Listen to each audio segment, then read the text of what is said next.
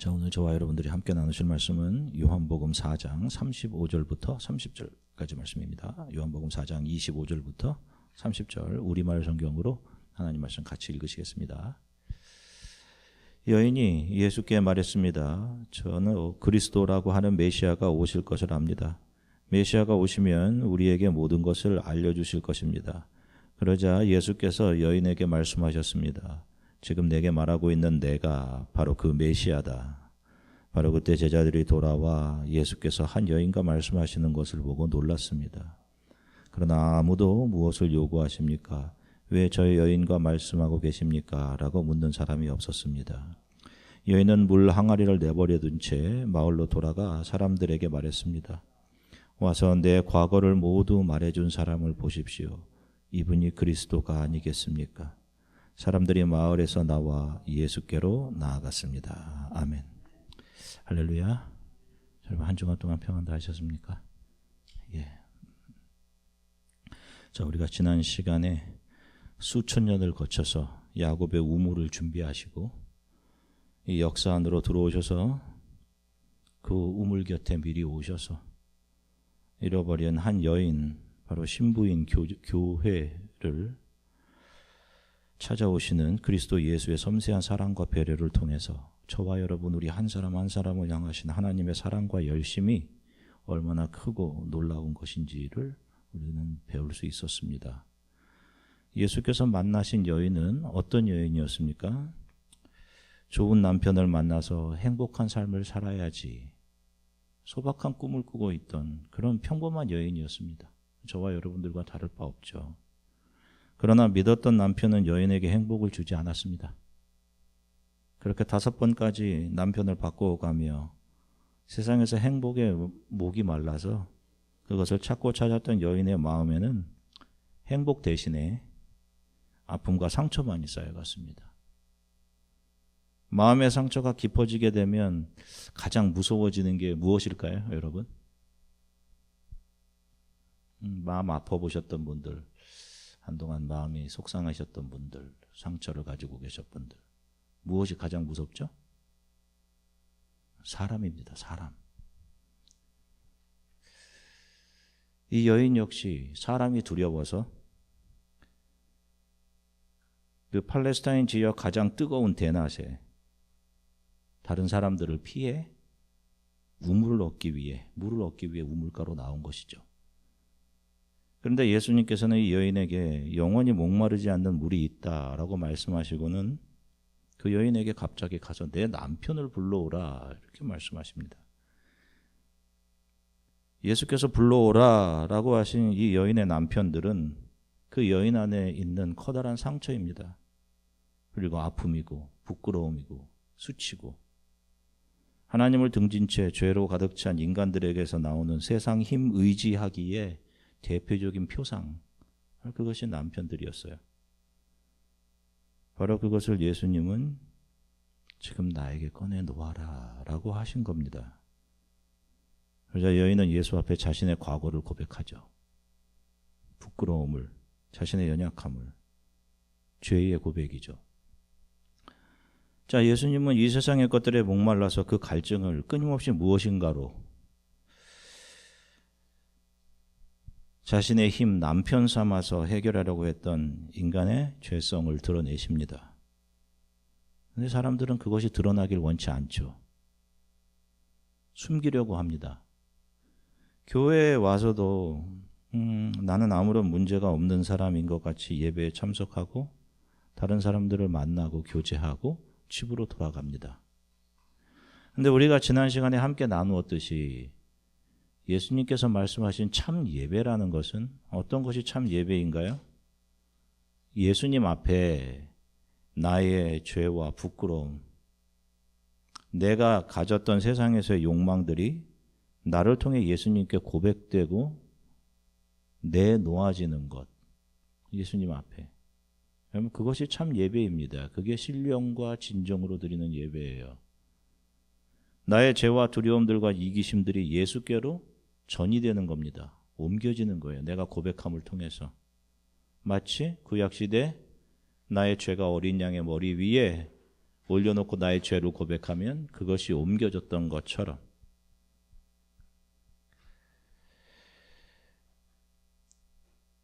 그렇게 우리의 죄성과 하나님을 아프게 해드렸던 우리의 모든 것들이 예수 앞에 꺼내어지지 않으면 그것은 하나님이 받으시는 참 예배가 아닌 것이죠. 예배를 통해 우리의 죄가 드러나고 그 죄가 예수께 전가되고 그래서 그것이 성령의 불로 소멸되어서 하나님께 올라가는 것, 그것이 예배입니다. 그것을 보여줬던 것이 바로 구약의 제사이고요. 그냥 교회 와서 좋은 사람들끼리 어울리고 교제하는 거, 여러분 그게 예배가 아니란 말입니다. 그래서 예수님께는 여인의 죄와 부끄러운 과거를 나에게 가져와라 이렇게 말씀하신 거예요. 그것을 내게 내어놓아야 한다라고 말씀하신 겁니다.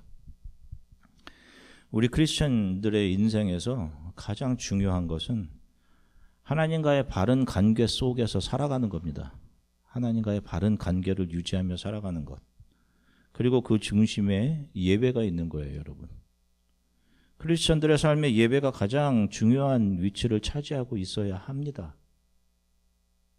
그런데 그것을 잃어버리고 있으면 사람은 그만큼 하나님과의 관계가 멀어져 있는 겁니다. 그래서 예수님과 여인의 대화 중 여인의 치부였던 남편의 이야기 다음에 곧바로 참 예배 이야기가 나오는 것이에요. 자, 요한복음 4장 24절부터 26절 쉬운 성경으로 같이 읽겠습니다. 하나님께서는 영이시기 때문에 하나님께 예배하는 사람들은 반드시 영과 진리로 예배해야만 하오. 그 여자는 그리스도라고 불리는 메시아가 오실 것이라는 사실을 알고 있습니다. 그분이 오시면 우리에게 모든 것을 설명해 주실 것입니다. 라고 말했습니다. 그러자 예수님께서 여자에게 말씀하셨습니다. 지금 당신과 이야기하고 있는 내가 바로 그 메시아예요. 요한복음 4장 28, 29절. 여인은 물 항아리를 내버려 둔 채 마을로 돌아가 사람들에게 말했습니다. 와서 내 과거를 모두 말해준 사람을 보십시오. 이분이 그리스도가 아니겠습니까? 자, 예수님께서는 여인에게 자신이 메시아임을 드러내십니다. 그러자 여인이 자신의 생존에 있어서 가장 중요한 도구였던 물 항아리를 버려두고는 자신이 만난 예수 그리스도 메시아를 전하기 위해 마을 사람들에게 달려갑니다. 그러면 살기 위해서 중요했던 물, 그 물을 얻기 위해 가지고 왔던 그 항아리, 물 항아리를 버려두고 이게 어떻게 가능했던 일일까요? 자, 예수님께서 이 여인에게 어떤 특별한 기적을 보여주셨습니까? 아니면 앞으로 7번째 남자와 잘 되려면 너 성격부터 고쳐라 라고 하는 훈계라든지 그 7번째 남자와는 잘 될 거야 라고 하는 어떤 긍정의 메시지를 주셨습니까? 어떤 철학이나 논리나 농담들을 동원해서 마음의 상처를 가진 여인을 설득하려고 하지 않으셨습니다. 예수님은 오히려 매몰차게 가서 너의 남편을 불러오라 라고 하시면서 여인의 부끄러움, 치부를 드러내시고 죄를 드러내시고 그렇게 계속적으로 육적인 삶만을 추구하며 자기도 모르는 사이에 자기도 모르게 영원한 죽음으로 가고 있던 여인, 죄인들에게 영원한 죽음과 영원한 생명이 있음을 알려주시고 그 영원한 생명을 주는 생수 그리스도가 너에게 필요하다라는 사실을 알려주셨습니다. 이것이 복음이죠. 그런데 여인은 그것을 듣고 자신의 육신의 목마름을 채우는 것, 이전까지 그것이 자신의 삶의 가장 중요한 부분이었는데 그게 탑 프라이어리티였는데 그것을 버려두고 마을로 달려갑니다. 내가 메시아를 만났다라고 사람들에게 외칩니다. 자신이 만났던 메시아를 전해주고 싶어서 가서 소리를 쳤겠죠. 너무 기뻤기 때문에. 자, 그 마을 사람들은 이 여인에게 어떤 사람들이었어요? 만나기 싫은 사람들. 자신의 부끄러운 과거 때문에 피해 다녔던 사람들이었단 말입니다. 그런데 메시아를 만나고 이 여인 안에 남아있던 것은 더 이상 아픔, 상처가 아니었죠. 그렇게 가서 내가 메시아를 만났다라고 이야기할 수 있었던 것은 그 여인 앞에 기대와 기쁨이 있었기 때문입니다. 잘 보세요. 무엇이 이 여인으로 하여금 이전에는 피해 다녔고 사람들에게 그 피해 다녔고 했던 그 사람들에게 내가 그리스도 메시아를 만났다라고 말하게 된 것일까요? 복음입니다. 복음. 그것이 하나님의 신부로 자녀로 불러져야 하는 사람들에게 들려지고 성령이 그 사람의 귀와 마음을 열어주셨기 때문에 이것을 이해하게 된 것이죠. 그것이 매주 설교를 통해 선포되어야 하는 것입니다. 여러분. 어떤 사람들에게는 이것이 너무도 듣기 싫은 소리인 거예요.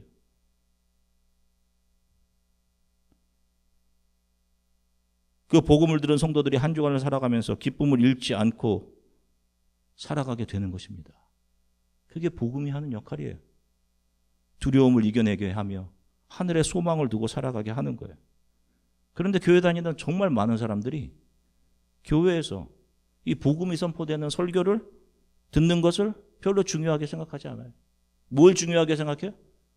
교회에 와서 무언가 하는 거, 사람들하고 어울리는 거, 교회에서 무엇인가 내가 이 세상에 잘 정착하기 위한 것들을 얻어가는 거. 안타까운 겁니다. 안타까운 거예요. 요한복음 4장 36절 우리말 성경으로 같이 읽겠습니다. 추수하는 사람은 이미 삭을 받았고 이제 영생의 곡식을 거두어들이고 있다. 그리하여 씨를 뿌린 사람과 추수하는 사람이 함께 기뻐할 것이다. 아멘. 여기 보시면 추수하는 사람이 나오죠. 그들이 바로 복음을 들은 성도들입니다. 크리스찬들이에요. 그들이 무엇을 합니까? 추수를 하죠. 하베스트. 곡식을 거두어들이는 일을 합니다. 그것은 다른 이들에게 하나님의 사랑과 복음을 전해서 그 어떤 사람들이 하나님의 자녀로 돌아오게 하는 일입니다. 그것을 성경이 추수라고 하는 거예요. 이 추수라는 단어가, 추수하는 사람이라는 단어가 이단인 여호와 증인들이 사용해서 이게 약간 우리들에게 이질감 있는 단어로 들리는데 실은 이게 아주 성경적인 단어란 말입니다. 추수하는 사람들. 이 추수하는 일꾼으로 불려진 사람들이 이미 이 주인으로부터 자신의 싹 보상을 받았다라고 나오죠. 이들이 받은 보상이 무엇이겠어요? 두말할 것 없이 죄 용서와 영원한 생명이겠죠. 이 영원한 생명을 받은 사람들이 이제 각각 자신들이 서 있는 역사의 공간을 추수자로 살아가는 겁니다. 추수자로. 거두어들이는 거예요. 하나님의 복음을 증거하고 거두어들이는 겁니다. 그것을 듣는 사람들이 하나님께로 돌아오는 일. 그게 거두어들이는 거예요. 우리가 매일의 삶에서 평안을 바라죠. 저도 좀 평안했으면 좋겠습니다. 무엇이 평안인가요, 여러분? 샬롬, 에이레네. 무엇이 평안이에요? 우리가 예수님께 매여 있는 상태, 그것이 평안입니다, 여러분. 예수님께 매여 있는 상태. 우리들의 마음이 세상 것으로 가득 차 있는 상태, 육신의 법, 사망의 법이 가득 차 있는 상태는 평안이 없는 상태입니다. 그게. 그래서 여러분 성도가 불면증에 시달릴 수 있어요. 왜? 주의 나라를 위한 근심과 긴장 때문에. 늘 부족한 자기 자신에 대한 실망으로 주님 저는 너무 부끄럽습니다.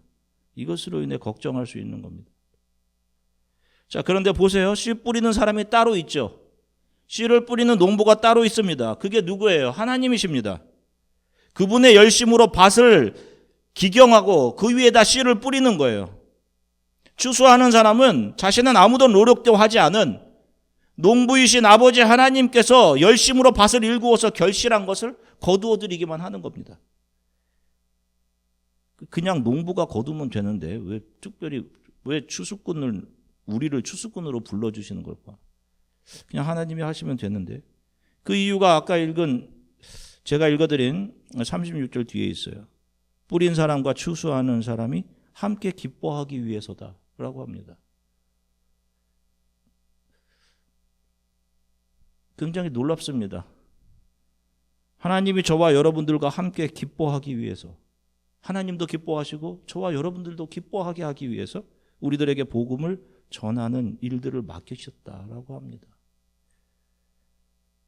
세상에 여러 즐거움들이 있을 겁니다, 여러분. 여러분들도 즐거움이 있으실 거예요. 어떤 즐거움이 있으신가요?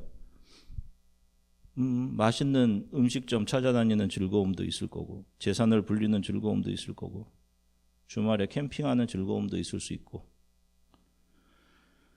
또 중고시장에서 득템하는 즐거움도 있을 수 있죠. 취미생활하는 즐거움. 여러분들은 어떤 즐거움이 가장 크신가요? 어떤 즐거움이? 우리도 크리스찬으로 그런 경험할 때가 있습니다. 누군가 나를 통해서 예수 그리스도를 알게 될 때, 예수 그리스도의 사랑을 알게 되는 우리를 통해서, 그때 정말 기쁘거든요. 아마 선교지에 한 번이라도 방문해 보셨던 분들을 아실 겁니다. 여러분들 거기 가서 호강하셨나요? 오지 선교 가면 고생입니다. 고생. 힘들고 음식이 안 맞아서 설사하고. 그런데 어때요, 여러분? 돌아오면 거기 에이 다시는 안 간다 이런 마음이 들던가요? 또 가고 싶단 말입니다. 언젠가 내가 한 번은 꼭 여기 다시 가야지. 지금 예전에 저 캄보디아 갔던 어떤 이제 지금 이제 80 넘으신 집사님 한 분이 여기 아이와 계신데 지금도 저에게 목사님 저는 한 번 다시 거기 가고 싶어요. 그러죠.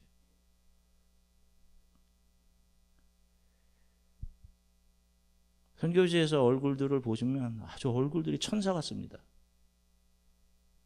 그 고생을 하면서도. 그 왜 그래? 그 알지 못하는 기쁨이 있는 거예요.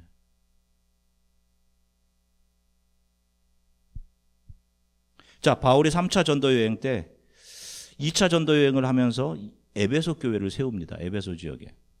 그때 바울 때문에 에베소 도시에서 아주 큰 소동이 일어나요. 에베소 교회는 데메드리오라는 사람이 있었는데 이 사람은 은을 녹여서 아뎀이라는 여신상을 만드는 그런 직공의 조합장이었습니다. 그런데 바울이 에베소에 와서 갑자기 손으로 만든 것은 우상이다. 이런 말을 하고 다녔어요. 사람들에게. 복음을 전하면서. 그러자 이 사람이 데메드리오가 아니 저 사람 저렇게 하면 사람들이 우리 우상을 이 신상을 사지 않게 될 거 아니야. 우리가 돈을 벌지 못하게 될 것이다. 라고 사람들을 선동을 해서 바울을 잡아 죽이려고 합니다. 그래서 바울이 그 옆도시인 마케도니아로 잠시 피해요. 그러다 몇 달 뒤에 에베소 교회 성도들을 만나기 위해 잠시 돌아옵니다. 그들과 작별 인사를 하기 위해서 잠시 돌아와요. 자, 성경을 읽어보신 분들 아시겠지만 이 에베소 교회를 세울 때 바울과 함께 수고했던 집사님 가정이 있습니다. 혹시 기억하세요? 어떤 집사님 가정이 수고했죠? 에베소 교회를 세울 때? 브리스길라와 아굴라. 이들이 먼저 에베소에 가서 거기서 텐트를 만드는 작업장을 열어놓고 자기 집에 사람들을 초대하고 거기가 에베소 교회에 처음 시작이 된 거예요. 자신의 집과 모든 것을 교회로 제공했습니다. 모든 수고로 바울을 도왔어요. 바울이 자기 앞에 죽음이 기다리고 있다는 사실을 에베소 교회 사람들에게 전하고 떠나려 합니다. 이번이 마지막이기 때문에 내가 당신들 보는 게 마지막일 것 같아.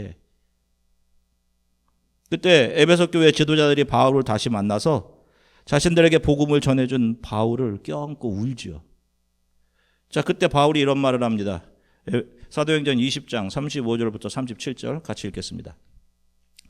이처럼 내가 모든 일에 모범을 보였으니 여러분도 약한 사람을 도우며 주는 것이 받는 것보다 복이 있다라고 하신 주 예수의 말씀을 기억해야 합니다.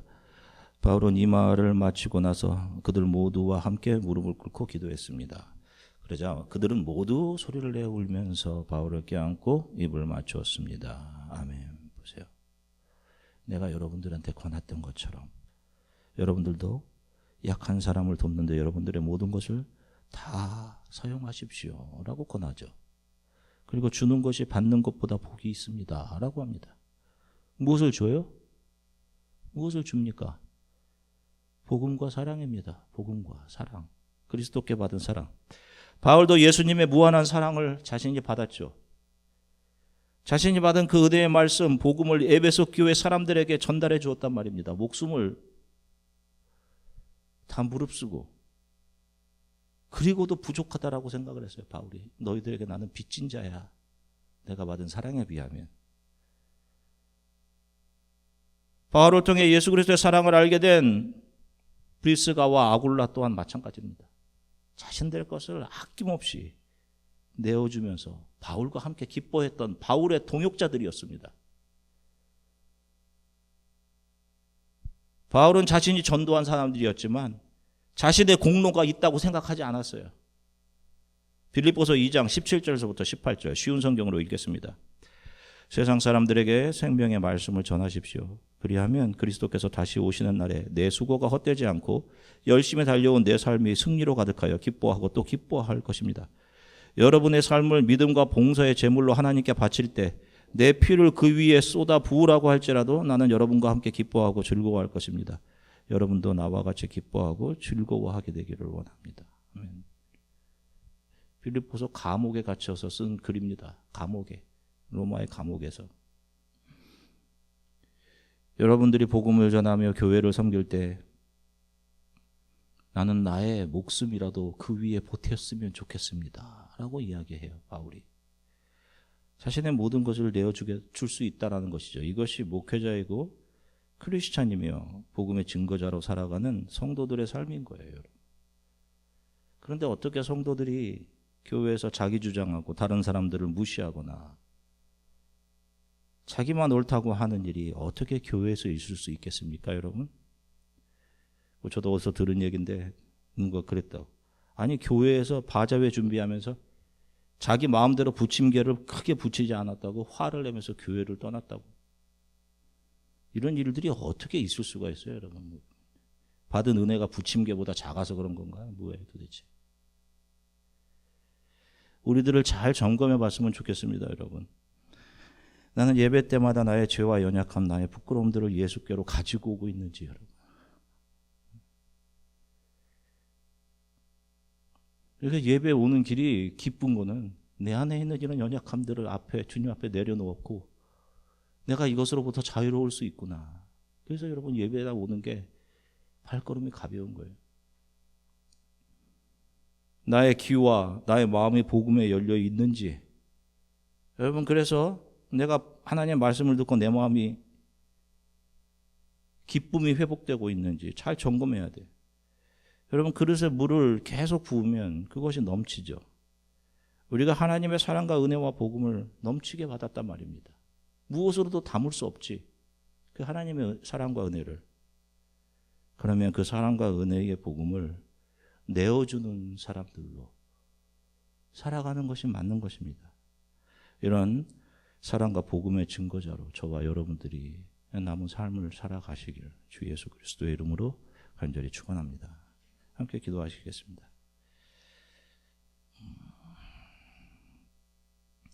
하나님, 저에게 복음을 들을 귀와 저의 마음을 열어주시기를 소망합니다. 내가 받은 사랑과 용서, 그것이 얼마나 크며 나에게 들려주신 그 복음이 얼마나 값진 것인지, 하나님, 그것이 얼마나 귀한 것인지를 알아 그 주님께서 나에게 부어주신 사랑과 은혜로 다른 이들을 섬기고 내게 주신 복음을 증거하는 증거자로 살아가기를 원합니다. 우리 교회가 서로에게 예수께 받은 것들을 서로에게 나누어주는, 사랑의 빚을 진 자로 서로에게 사랑을 부어주는 그런 성도들 교회가 되게 해주십시오. 우리 이렇게 잠시 기도하고 성찬의 떡과 잔을 받겠습니다. 사랑해 주님 참 감사합니다. 아버지, 하나님, 세상에서 행복을 찾을 수 있다고 믿고 계속 남편 바꾸기를 계속하며 살아가던, 그렇게 마음속에 상처와 아픔들이 쌓여가던 한 여인에게 찾아오신 주님, 매몰차게 여인에게 너의 남편들을 데리고 오라라고 하시며 여인의 아픔과 부끄러움을 지적하시고 그것을 자신 앞에 내려놓은 것입니다.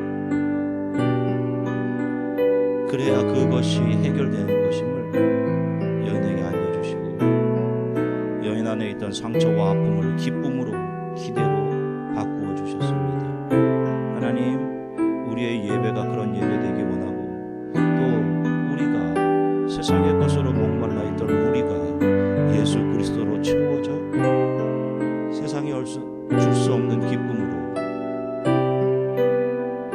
우리의 마음이 채워져 세상을 이기고 이해할 수 없는 상황들을 넉넉히 믿음으로 이겨낼 수 있는, 하나님, 그렇게 그렇게 살아갈 수 있는 크리스찬이 되게 하나님께서 도우시기를 원합니다. 감사드립니다. 주님 예수 그리스도 이름으로